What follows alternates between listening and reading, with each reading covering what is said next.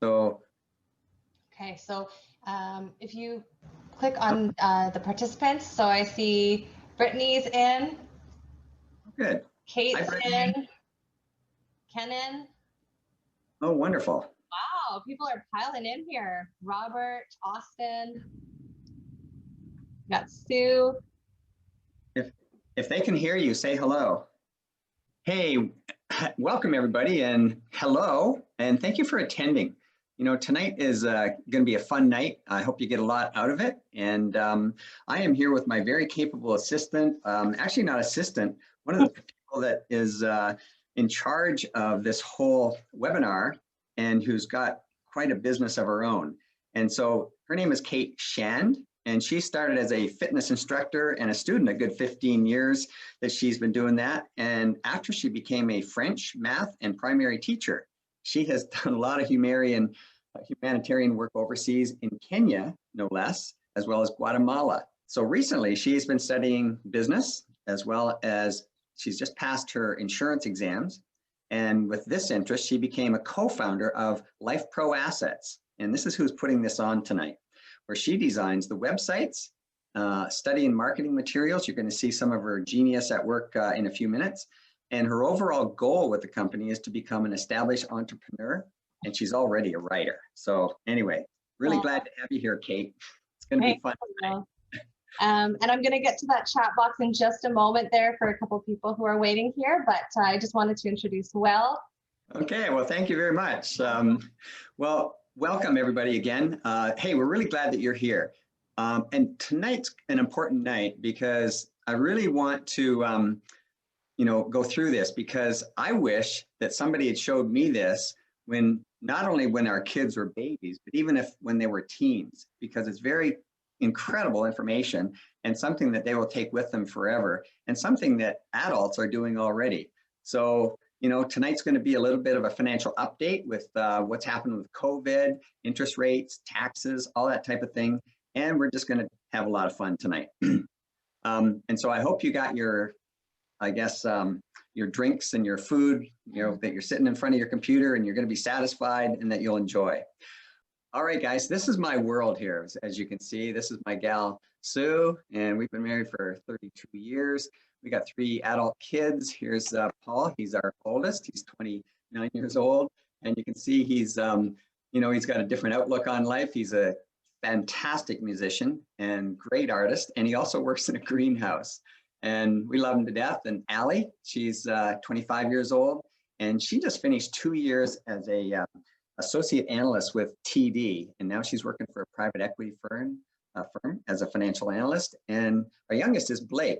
He's still with us at home. He's finishing his last year of business school, and he's following in the business school, the same one that Allie was in too a couple of years ago. So, and over here on the right this is Sue, and we are just walking up this spiral here. And this is at the top of St. Peter's Basilica in Rome. So any of you who've been there, you know that to get to the top of this cupola that was built by Michelangelo was quite a feat. And he was 91 when this was being constructed, and he died during this construction. So anyway, we overlooked, the Vatican Center or St. Peter's Square that day, and it was just so much fun. So that was one of the best pictures that I had that I could put together for tonight. Hey, before we get started, please hover your mouse over the black bar, over the screen rather, and a black bar should come up, and you should see the chat box, because I want this to be an interactive presentation. I really hope you ask us some questions, interact with us. And so I've got a question for you. How many of you went to post-secondary education? And so you can just answer, yes, I did, or put college or university or whatever you want to put there, say yay or nay. And because post-secondary is becoming much more important than ever before, and it's totally more costly than it's ever been before. And so, and then also, how many of you started a business? Just go, yes, I started a business, and how many parents are both working? Either put both or just me or something. Just one of us, because we want to find out later. And if we don't get to you, we're going to ask questions throughout, and you're going to ask questions. And if we don't get to answer all of those, we can certainly, figure that out later. And Oh, Will, I just wanted to let you know, if you're not seeing the chat, lots of people here tonight have gone to business school. Lots of people here own and working on the business. So tons of people are, yeah, telling you that. and it's nice that I know most of you because yes, most of you are good clients and we're so happy that you're here. And it's been a long time for some of us that we've talked. So I'm glad that you're here. Okay, so let's get right into it. Are you surprised that more than a third of Canadians have no retirement savings? In other words, and also rather half live paycheck to paycheck, and that only a third of the people can't afford to pay their credit card. I mean, these are weird headlines, and the reason that we bring that to the forefront here is our kids are going to be lulled into doing practically what everybody else is doing, unless we help them understand and say, hey, there's alternatives out there. And so this Child Millionaire program that we're talking about tonight, it's really going to help. See, because I think our kids more than anybody will be lulled into, they'll be the brunt of Canada's COVID repayments. And so it's not a question of whether tax rates will increase, it's, how much. And so because of COVID, in just 1 year, Canada added more debt in the last 20 years combined. 1 year, more than the last 20 years combined. And that's just a recent study that was done. In Alberta, for instance, our debt hovered always around 6 billion for several years, but now it's 24 billion. And that's the effect. So the question is, what do you do? What's going to happen? And do you save in a taxable account or a non-taxable account? And I think it's just becoming more and more important. And would it be important today to have a savings account where the money grows tax exempt and where your money can be accessed tax-free?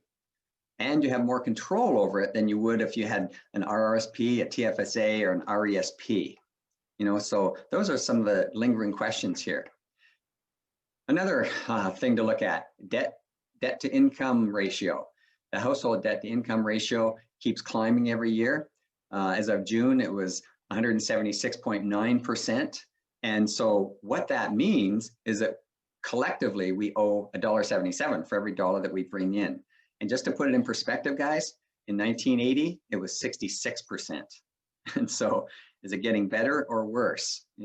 And so something's happening here. Maybe it's us as parents not teaching our kids, or our parents didn't teach us the right thing. But hey, where was the class on, balancing a budget and saving money when we went to school, huh?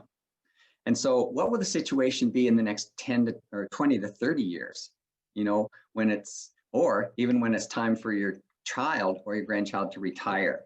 These are things that are, just questions that we need to answer.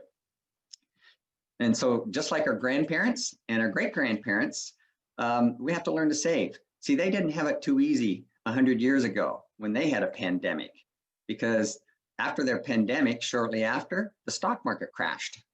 And then we had a depression. And then there was a Second World War. And then it took 25 years for the stock market to recover after that. And now people are thinking, good Lord, this could play itself all out again. And so what we want to talk about tonight is, where's a safe place to put your money, and where can you put it where the government doesn't get their hands on it, because they're going to need it. Okay, so here is another one for the chat box, and thank you for answering those other questions. We're going to talk about down payments for houses. I know this is about kids' education, but it's also for the, for other questions too. So how many years did it take for you to save for your down payment for your first house? And the second question is, where did the money come from? How did you get it? Did you borrow it from your RRSP? Did you use your TFSA?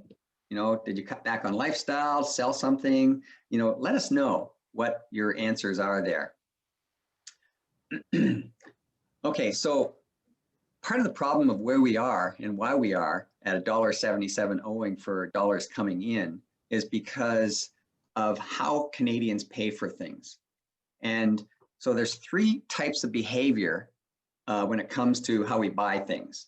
And so I'm going to go through those. I want you to figure out which type you would like your child to be. So let's say you want to buy a car or something like this. And so, you know, I love this analogy here because my wife and I, we fit into all three of these circles that I'm going to show you: the spender, the saver, the wealth creator. I remember when we bought our first car after we got married, first car together, and, you know, we found the kind of color that we wanted. It was a Dodge dealership with the options that we wanted and everything else. And then what happens? Well, you know, the salesman drags us into the back room, they lock the door, and we sit down with the finance manager. And before we walk out, we're down here. And for the next 5 years, I think it took, or maybe 4 years, to pay it off. And nowadays it takes like 7 or 8 years to pay a car off. But usually, what do we need by the time it's all paid off? Well, we got an old car, thinking about getting another car. And you know, this process can happen again and again. And remember this slide right here, that more than a third of the people, they can't afford to pay off their credit card, and they're living paycheck to paycheck, half of them. And so, in other words, this debt can get out of control very quickly, and it's very difficult to get out of it. So that's one problem that we have with saving. And or you can become the saver. The second type of person is the saver. Now, we've been there as well, and I'm sure you have, as you've probably been in the spender category if you're normal. And so we have, my wife and I, we could save and save and save. We proved to ourselves that, and we would cut back on, you know, going out, maybe have a lesser, you know, costly holiday, wear our clothes longer, that type of thing. And then we have the money. And if we found a car that was maybe on Kijiji or an Auto Trader, we'd find it, and then we'd, boom, drop the money on it, and then we'd start saving all over again. But the problem with this right here is every time that we drop the money, we're ending back at zero again, and we're emptying the tank. In other words, we'll talk about that. So what if you could make this purchase without emptying the tank? Sounds almost impossible, doesn't it? Well, look at this scenario. Here's the wealth creator. This is the third type of person, and this is what we hope that your kids will be, as well as yourselves, where you have a pool of wealth that you're building and you're building and you're building. And if you want to take a loan against it, when you take the loan and pay it back, by the time you pay it back, you're not at zero anymore. What happens is it keeps compounding. And can anybody tell me in the chat box what Albert Einstein called compound interest? He had a name for it. What did he say about compound interest? Anybody? And so, and tell me if anybody answers, Kate. Yeah, actually, Julie got it. Yeah, Kennan's got it. Here, I won't spoil it. I'll see if a couple more people type in, and we'll see if you got it right. Okay. Come on, people. Drum roll. Sorry. Oh, I guess it's just Julie and Kenan. They get the gold stars. You can say what it is, though, Will. He called it the eighth wonder of the world, compound interest. So we want to see why, you know, you don't want to give up the eighth wonder of the world here. And it really is. Okay, so when you pay cash, it's like you're emptying the tank. And anybody who's talked to me in the last year or so, you know, knows that we call this emptying the tank when you drain your resources, because we always use a tank analogy. And so when you do that, it stops the compounding. And so let's imagine here, this person here, he's saving $5,000 a year. He's earning 5% return on equity, or, you know, return on interest. And it's a 30-year window, and he drains the tank 6 times. Well, why would he do that? Well, probably because over a 30-year period, he's going to, let's say, just use the example of buying 6 cars, and it takes 5 years to refill that. And so here's what's going on here. You know, save, drain, save, drain. And you can see this progress isn't very much.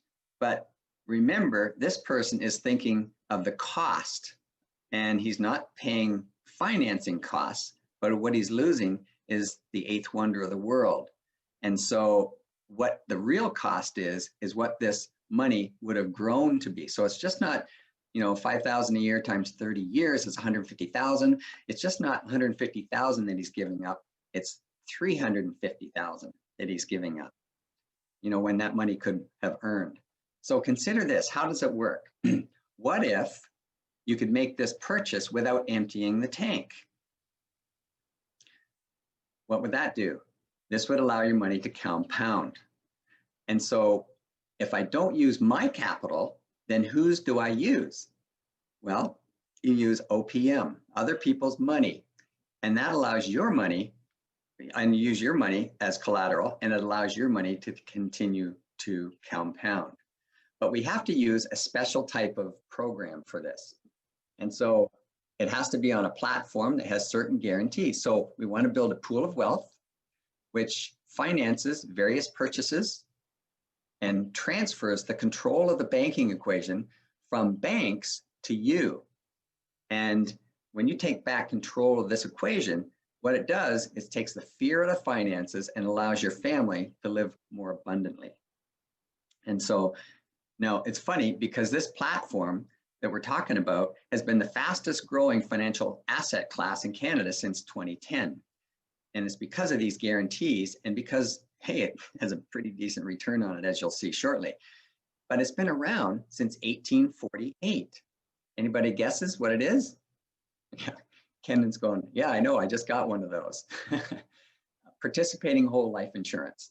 And this asset class has been growing across Canada now crazy over the last 10 years basically, but it's gained so much traction in just in the last 5 years. And now people are realizing what a spectacular system it is for them, but it's also spectacular for your kids. And today it's also the fastest growing alternative to RESPs, the Registered Education Savings Plan. And it's the only tax-free plan. So grandparents, that grandparents and parents can open, pardon me. And also your child receives a tax-free dividend for life. Okay. All right, so let's look at this. See, if you have, let's say, risk investment, and this is where most RRSPs are invested, TSX Composite Index, these are companies from around the world, but some of the world's best that are in that. And that's where 95% of investment funds are today. And you can see that you've got good years, bad years, good years, bad years, and so on. And so let's suppose that you had in year 2000, you had $100,000 in the Toronto Stock Exchange. And at the end of 2019, after 20 years, you pulled it out and you had 215,000. Whereas in the safer dollar portfolio, and this is compounded annual growth, there again, the eighth wonder of the world again, and it's compounded. When we say compounded annual growth rate, this means there's no negatives. In other words, you don't get any backward trends. And if you could just have 4%, goodness, you'd be further ahead. You'd have 219,000. So you're about $3,000 ahead of the other one. And so at the, what you would have heard from this last 20 years is financial reporters on the radio said, hey, the last 20 years, the stock market, the TSX averaged 7.39%. But you know something? That's not the real return. The average return does not equal the same thing as compounded annual growth rate. And so you can see 4% would beat out an average of 7.39. Here's why. Let's say, okay, very quickly, year one, you've got $100,000 and all of a sudden it earns 100%. Next year, you end up with $200,000. But the following year, the market goes down 50%. Now you've got 100,000. So you've got the same amount that you started out with. What's the average return? Well, here's how you figure that out. 100% minus 50% equals 50%, divided by 2 equals 25%. So your average return is 25%, but you got zero growth. That doesn't happen with compounded annual growth. Okay, lesson over. Okay, so how does the RESP compare with the Child Millionaire? So here we are. The Power of the Child Millionaire, when it's stacked up with the government-sponsored RESP, hey, we like RESPs. It does have some really positive aspects of it, but in my opinion, there's more negative aspects to it. And so it's government, the government makes the rules. As you know, what the government giveth, the government can taketh away. And also the market that we just looked at dictates the growth, because where else do you put it? It's got to go in some kind of a market. thing. Whereas Child Millionaire, it's a private contract and you have all the control and a whole foundation of guarantees. What are the limitations with each?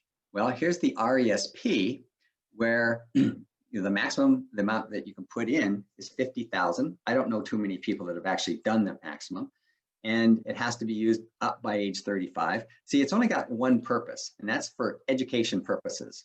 And so if you need to access the capital, it basically stops and kills the program, and the compounding stops. You lose any grant money that it's designed for. And not only that, there's fees and everything else that I'll talk about. But the important thing here that I want to note is, we've given up the eighth wonder of the world, because instead of taking a loan against it, you have to withdraw the money. Okay, Child Millionaire, it's an insurance thing. Your child has to qualify for insurance medically. Okay, how does it grow? Well, the RESP, as you know, grows in the market forces, but we've got a very interesting way this grows, because a Child Millionaire is every year the policy will increase, and those increases, they become vested and they can't be taken away because they are now locked in. And here's why. So here's a Canada Life source, and this is one of the great companies that we use. There's several of them. And so in the first year of growth, let's say, that the ceiling of that year becomes the floor for the following year.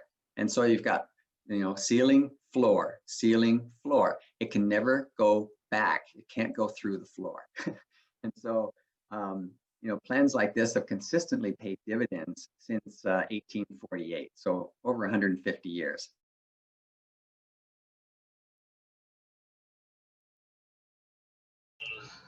Everybody know that I'm happy. My part's almost done, by the way. Okay. Okay. Sorry there, everybody. Will was having a tiny bit of technical difficulties. I just have him on the line here. He's going to try to get back on, but that's a great segue right now for me to just start presenting my part, and then hopefully we'll get Will back on. All right, Will, I'm going to let you go, and then I'm going to get started here. Okay. Okay. All right. So just getting queued up here. Basically what this tool does is it shows you, by starting early and by starting with small increments, how you can have such a huge impact on your child's financial future. So this particular policy is a child's whole life policy, and you can customize the age that you start at, because we pay to 20 years. You can continue that if you'd like to, and I'll get into that a bit more after. But for just the sake of today's conversation, we really want to start the conversation. So we're going to start at 0. We pay up after 20 years, and we're going to call that a Starbucks a day, which is about $5-6 a day. When you add that up after a month, that's $200. And actually, maybe let's see in the chat, what do you like to have for coffee? How much do you think that you spend on coffee? So I'm going to give you a second to start answering there, and I'm just going to keep going with the presentation, and I'll see if anybody would like to share their coffee habits with me. But anyway, so the $200 a month contributions is about a Starbucks a day. So you're doing that, and so it's $48,000 of contributions in total. And what's the really cool thing is, the reason that this works, somebody spends $9 a day on coffee. Okay, great. You're just helping my example so much. Thank you. Thank you to Chris.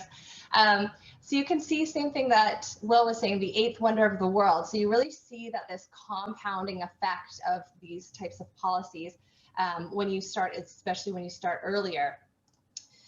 So the point is that you'll have a nice retirement nest egg for your child or grandchild when it's time for them to retire, to protect them from everything that Will was just saying. With $200 monthly contributions, now this is based on Equitable Life, which is one of the major carriers in Canada. And at age 65, you would have $480,000, and at age 75, you'd have $750,000. So that's not all that this program does, and we really want to help you to know that. Now, you might be wondering what that bar in the back there is, and what that shows you is, if you were to do what we kind of say is a large child policy, $500 a month, you'd be looking at $2 million by age 75. But for the sake of this, we want to talk about something that, you know, you could repurpose a child benefit check for 200. But what's really cool, oh, I got $1 a day from somebody here for coffee. So yeah, here we've got our investment tab. So what's cool about the program is that age 20, this child now has access to $49,000. And we have kind of a suggestion. They could take $3,000 out every year and then put it into some type of investment account, such as a tax-free savings account. But anytime we talk about any of this, you can always substitute investment for starting a business or investing into education. So if we were to do that $3,000 yearly for 50 years, and that's at a rate of 6%, and that's compounding, you'd be looking at almost $1 million extra on top of the cash values from that last tab after about 50 years. So that's at age 20, and that's just an example of something that you could do with this type of policy.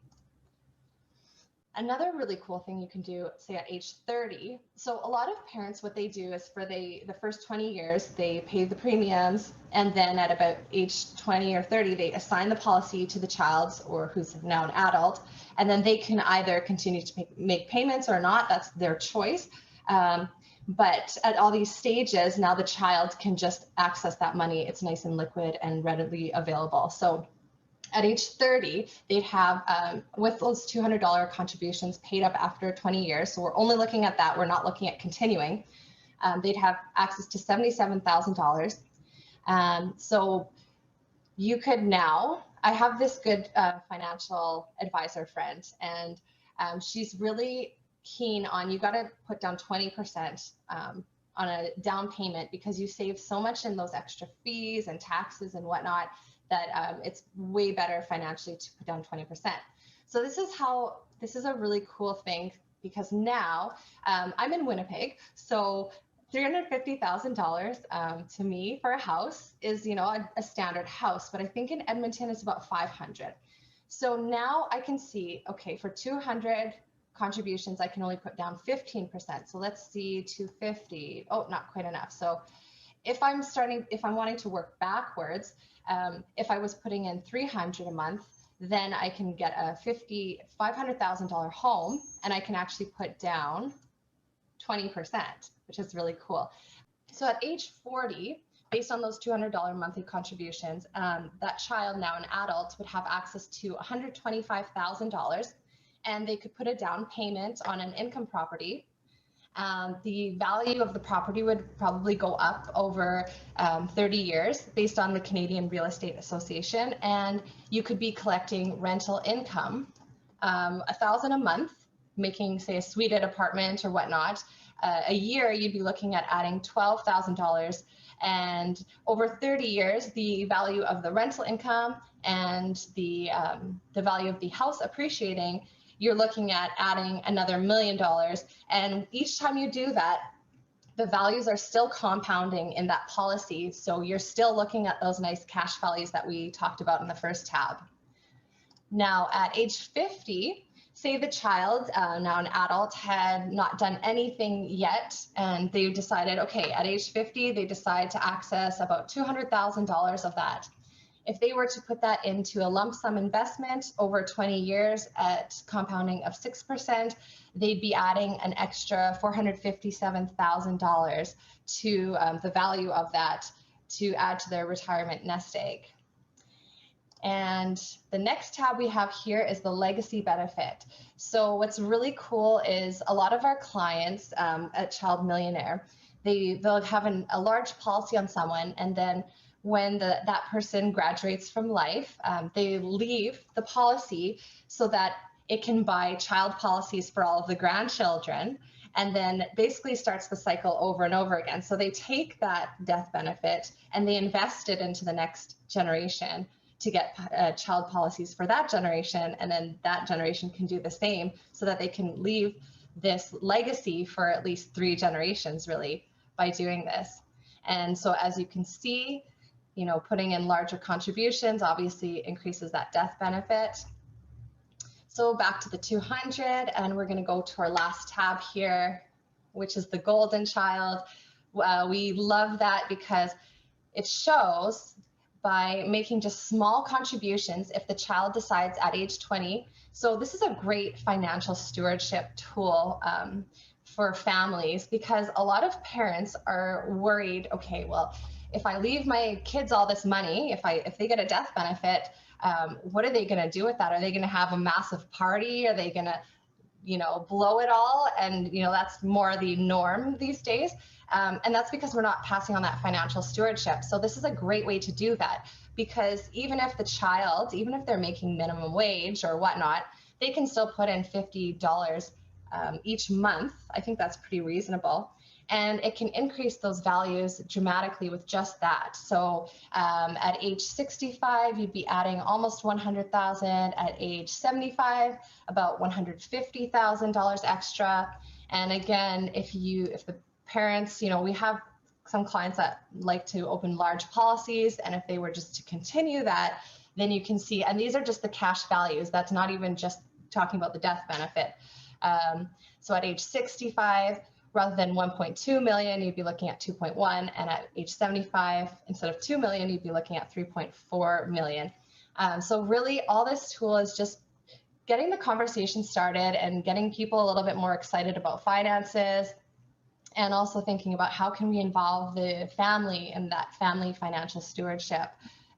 So this is a great vehicle for diversifying, as well as getting the family involved and seeing the finances as the whole family kind of responsibility, and teaching your children financial stewardship. So making good choices with their money. But I think you all get the idea. And Kate, I'm wondering if there's any questions in the question box, in the chat box. Actually, yeah, somebody was asking about millennials here, like, their child is, in their 20s or whatnot, and they're wondering if it's kind of too late to do something like this. Well, no, a lot of them aren't. A lot of people are putting it no matter what age. As you can see, this is for adults as well as it is for kids. It's a great plan for kids, but it becomes a life, a systematic way of paying for things throughout life, because financing is a very important part of life. It's just not life insurance. Yes, you get life insurance. That's very important. But, your need for financing is far greater than your need for insurance. And so it has just become one of those living benefit type plans where not only can you use the money for many things and become your own banker, as Nelson Nash has said, but it's much more efficient for you to utilize your money this way, from the very get-go. I've got, many good people that I don't know if they're watching here tonight, but they have got policies for their kids. And when their kids turned adults, and were out on their own, they had lots of money. They didn't have a lot of expenses. And so why not throw $500 a month into something that's going to continue to compound? And it's always those first few years when you start contributing to your plan that becomes the foundation for the rest of the years. And it just continues to compound nonstop. And so any more questions there? I hope that answered that question. Oh, okay. We do have some questions rolling in here, and this is a totally new question that I haven't come across, but Kenan was wondering if money in an RESP can be transferred into the Child Millionaire program. So do you have much info on how that would work, Will? Yeah, as soon as you stop the RESP, any growth that you have is going to be taxable to you. And there may not be much growth because, remember, the RESP is usually invested in the stock market. And so you've got good years and bad years there. And so if you've lost any compound interest, there probably won't be any tax on, what you've grown if it's come down any. There's going to be a 20% fee attached to that. But, sometimes people just stop that, hang on to it. And what they can do is start a Child Millionaire plan.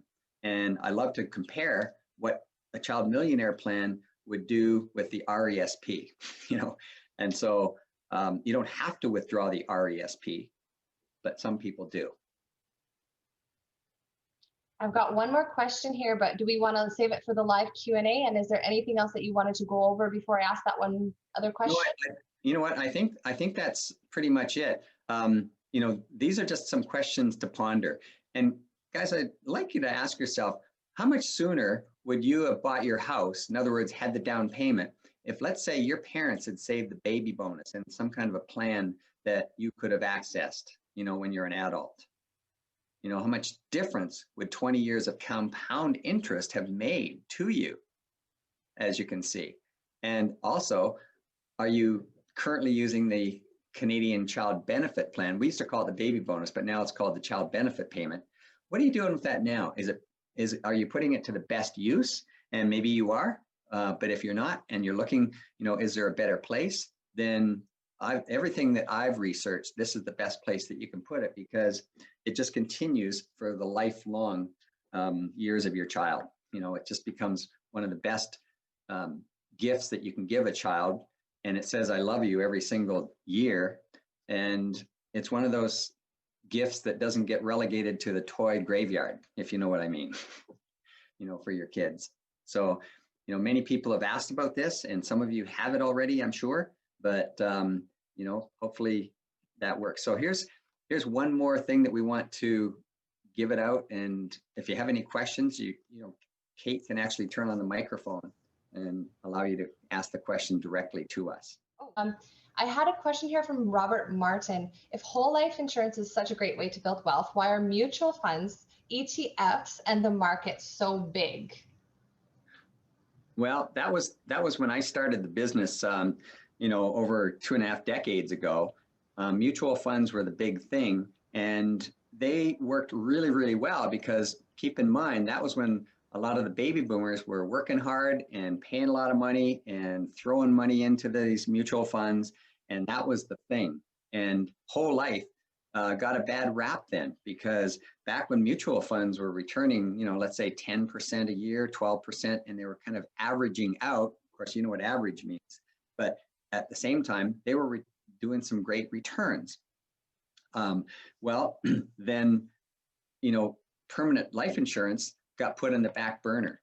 Well, now, as you know, with all the baby boomers starting to retire, and for the last number of years, 5 years or more, been making withdrawals to the mutual funds. So the returns are less smooth and much more volatile than before. And so with all the markets connected around the world as they are today, when China hiccups, everybody else gets bumped off, the horse type of thing. And so that can happen. So we've got much more volatility than before. And that's my take on it. And part 2 of Robert's question here is also, how do you get 4% compound interest in today's ultra low to next to nothing interest rates? And one thing that I'd like to say is that there's also in the program, the dividend paying portion of it, and that gets vested into the policy, which compounds. And also that, so a lot of big companies like McDonald's or whatnot and Bank of America, they invest in whole life because they know what a great asset building that is. So the stock market over the last 25 years has fluctuated about 17%, whereas the dividend paying whole life insurance has fluctuated about 1%. Also, these companies that we work with, like your Sun Life and Canada Life and whatnot, they've been paying dividends for over 100 years, and they haven't missed a dividend payment. But I'll let you finish the rest of that answer. So yeah, Kate, and I know that we don't like to try to compete with interest rates here, and we've got this interest rate and that, but right now, pretty much all of the insurance companies, the dividend scales are at around 6% right now. And some of them are a little bit higher than 6%. Some of them are at 6%. Some of them are slightly under 6%. So, in today's marketplace, that's pretty amazing. And they just keep cranking it out, so we're not too worried about, even during the depressions, things like that. I know that every major crash that they've ever had, from the Depression right up until, 2020, the insurance companies have never missed a beat. They've paid out positives every single year, and, excessively higher than, some bank interest rates.